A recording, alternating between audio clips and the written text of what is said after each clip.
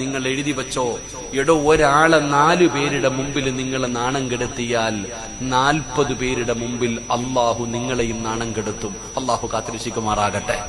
എടോ 4 പേരുടെ മുമ്പിൽ ഒരാണാകട്ടെ, പെണ്ണാകട്ടെ, കുടിയനാകട്ടെ, വ്യഭിചാരിയാകട്ടെ, കൊലപാതകയാകട്ടെ, അവൻ എത്ര വലിയ പാപം ചെയ്തവനാണെങ്കിലും നിങ്ങൾ 4 പേരുടെ മുമ്പിൽ അവൻ തൗബ ചെയ്ത് നന്നായി 4 പേരുടെ മുമ്പിൽ നീ അവനെ നാണം കെടുത്തിയ അവൻ അള്ള പുറത്തു കൊടുക്കും.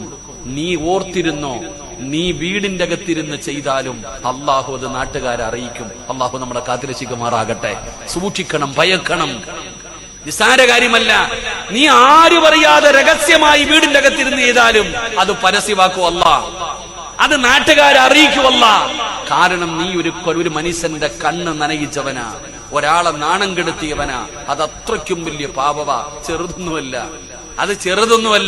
നമുക്കത് ചെറുതായി പോയി. അതുകൊണ്ട് എങ്ങനെ പറഞ്ഞുകൊണ്ട് നടക്ക, ഇറച്ചി തിന്നാനൊരു സുഖവാ. കണ്ടവന്റെ ഇറച്ചി ഇങ്ങനെ പച്ചയിറച്ചി തിന്നുന്നത് വല്ലാത്ത ഒരു രസമാ. അവിടെ ഇവിടെയും കൂടിയിരുന്നിട്ട് ഇങ്ങനെ പറയും പടച്ചവന്. ചില വാപ്പാമാര് നിസ്കാരം കഴിഞ്ഞു, വാപ്പാനെ കാണുമ്പോ വലിയ സങ്കടവാ. വേച്ച് പള്ളി വരും, കമ്പം കുത്തിയ വാപ്പ വരുന്നേ. നിസ്കാരമെല്ലാം കഴിഞ്ഞിട്ട് അസർ കഴിയുമ്പോ പള്ളിയുടെ പടിയിൽ അങ്ങോട്ട് ഇറങ്ങിയിരുന്നിട്ട് അങ്ങോട്ട് തുടങ്ങും. അള്ളാഹു നമ്മളെ കാത്തിരക്ഷിക്കുമാറാകട്ടെ. അങ്ങോട്ട് ഇരുന്ന് അങ്ങോട്ട് പറയാൻ തുടങ്ങും. 4 പെണ്ണുങ്ങൾ കൂടിക്കഴിഞ്ഞാൽ പറയാൻ തുടങ്ങും. കല്യാണം